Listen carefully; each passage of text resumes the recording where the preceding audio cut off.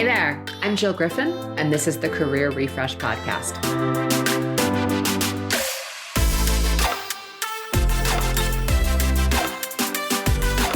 I'm a former media and marketing executive turned career strategist and strengths coach. I spent my career working my way up and through the ranks of global organizations and startups. And today, I show others how to do the same. Join me each week as we discuss the strategies to leverage your strengths, increase your confidence and visibility, and reset your career with actionable steps towards a finer future. Ready? Let's do it.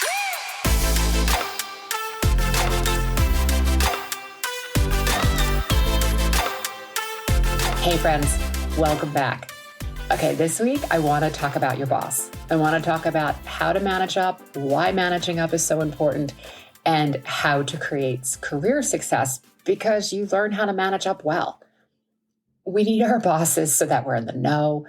We need them to give us the resources we need to perform and secure opportunities. If we want promotions and training and development, we need our bosses on our side. And sometimes these relationships can be really easy. And sometimes they are incredibly uneasy. And we're going to unpack that today. All right, let's look at a scenario. You've been working at a company for a while and you're doing well. You then get promoted and you're now managing people or more people on a higher organizational level.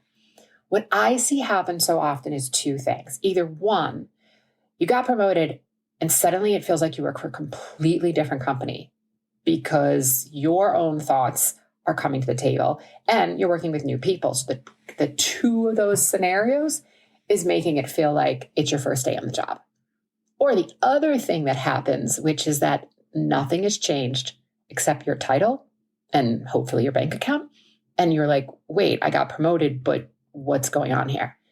And this is the conversation we're having, right? This is about how you're managing up and your boss, that you are stepping into the stage that you want to step into. So let's look at like you were previously perhaps an individual contributor.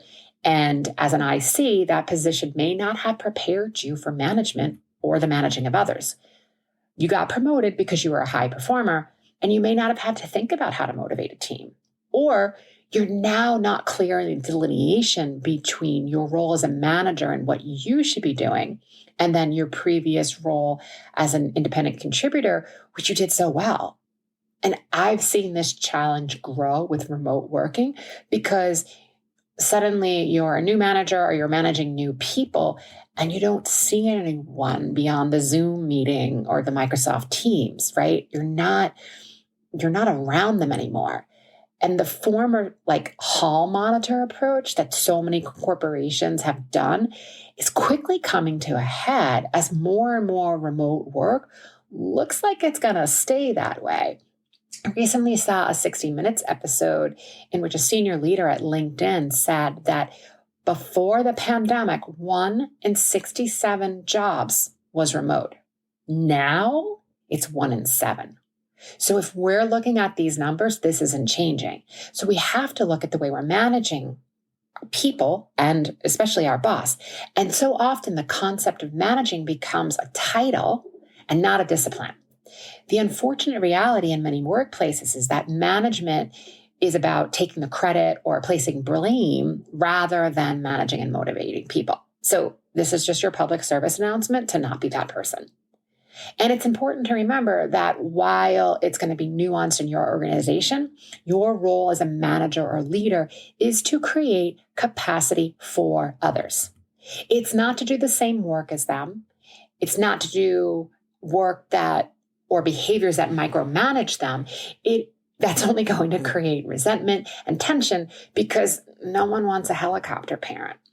What they want is someone who is going to help shape and shift them and help them with the changes in the organization and the marketplace. They want someone to support and stretch them and guide them so that they can move professional mountains, right? They need to move what's in front of them. So when you're thinking about this new role for you, your part of managing your boss is going to be managing your team and making sure your boss knows you got this.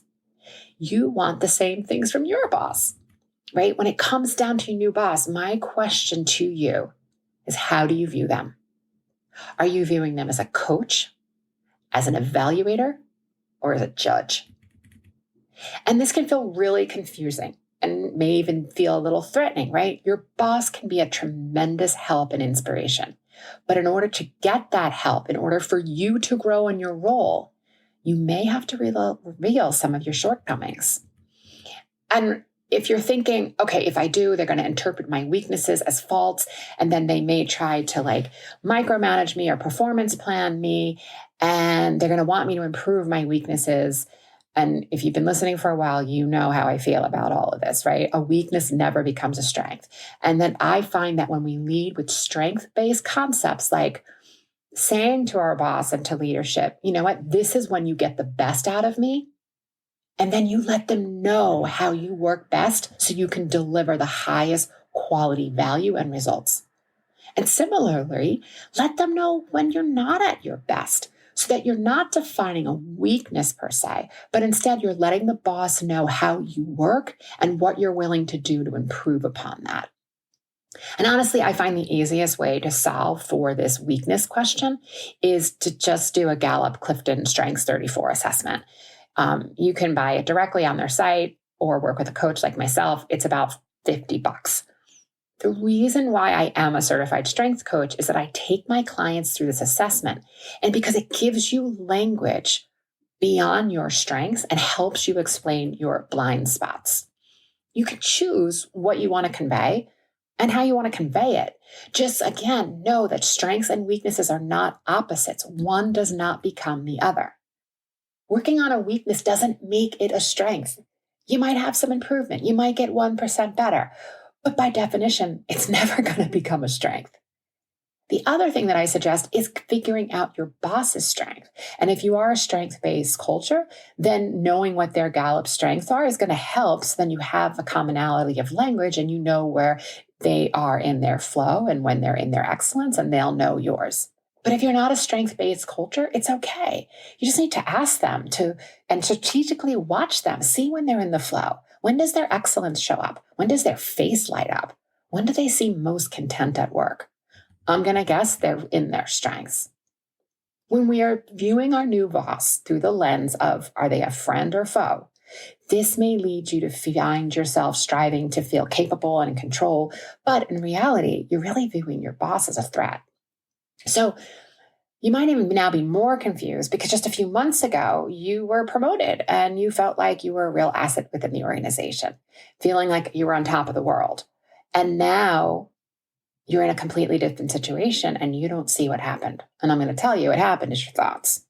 Your thoughts are creating something that you believe. You are not separating fact from fiction. And then you are acting from your thoughts, which is creating this feeling of either threat or confused or stressed. And then you're acting from that stress. And that's what you're creating more of, because your thoughts are going to impact the results you create.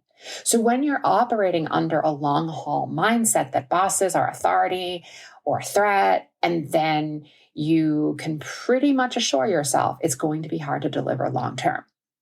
Yes, being in the fight can generate some badass thinking and strategy and clever ways of showing up, but that fight energy is not sustainable without a cost to your relationships, your creativity, your deliverables, and your health.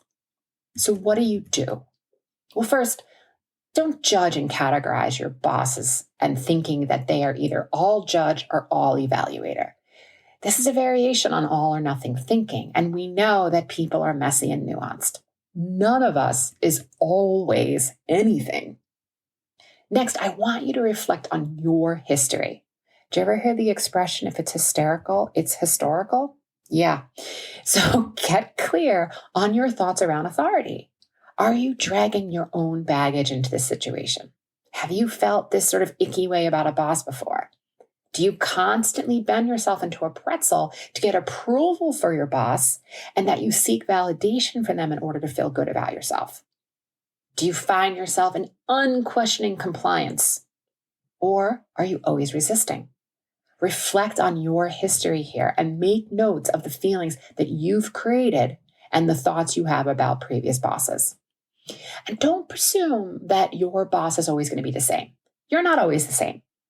Think of them as having dual roles that are going to shift and morph depending on the situation. I suggest that you want to strive for mutual dependence. They need you for their success, and you need them for your success and opportunity and money and whatever else you're going for. On a broad scale, your boss wants you to collaborate, lead initiatives, and develop your team and your reports.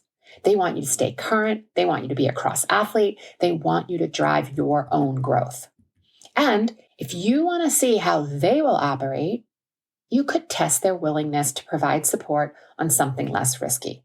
Then you get to see if the coach or the evaluator shows up. You get to see how they act in situations.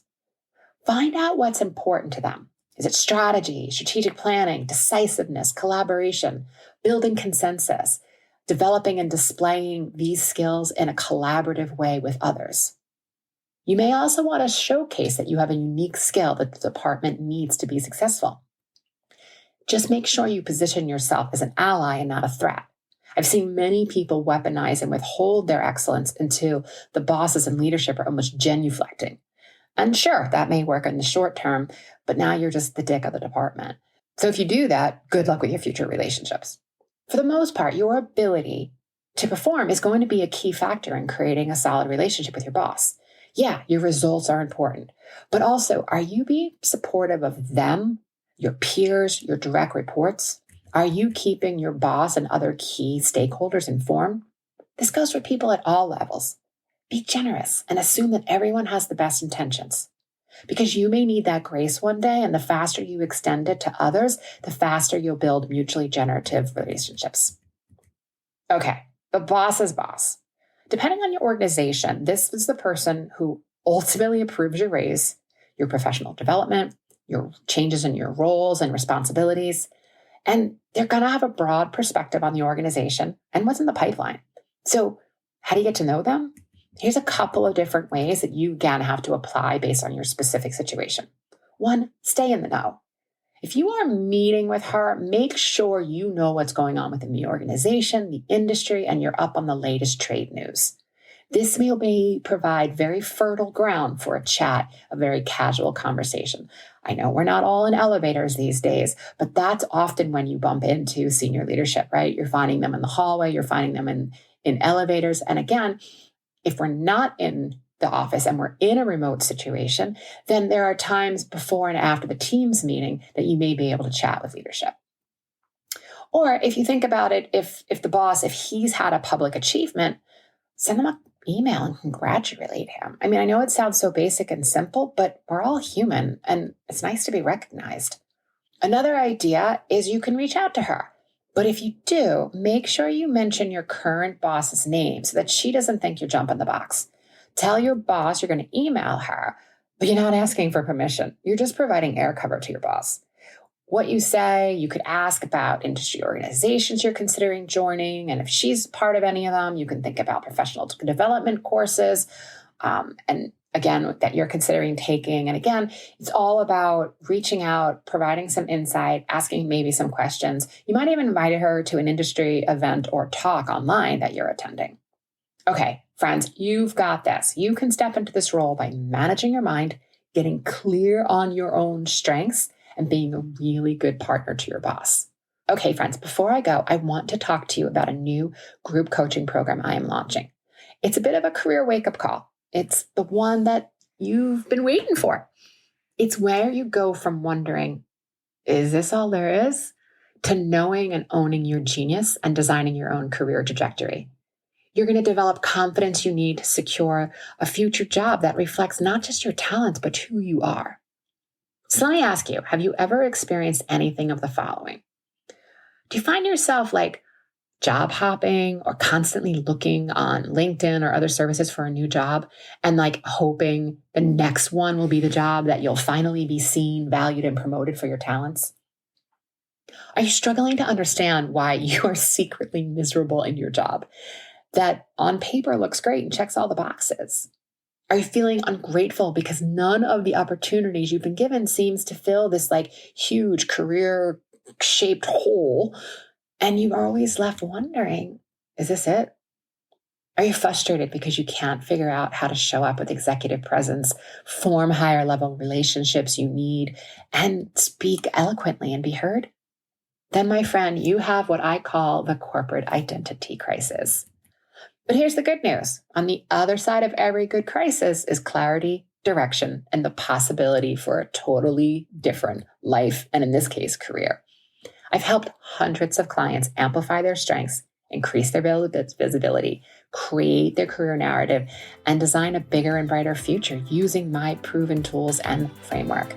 The program starts soon, so be the first to get in the know. I'm going to put the details in the show notes so you can get on the list to get all the details once they come out.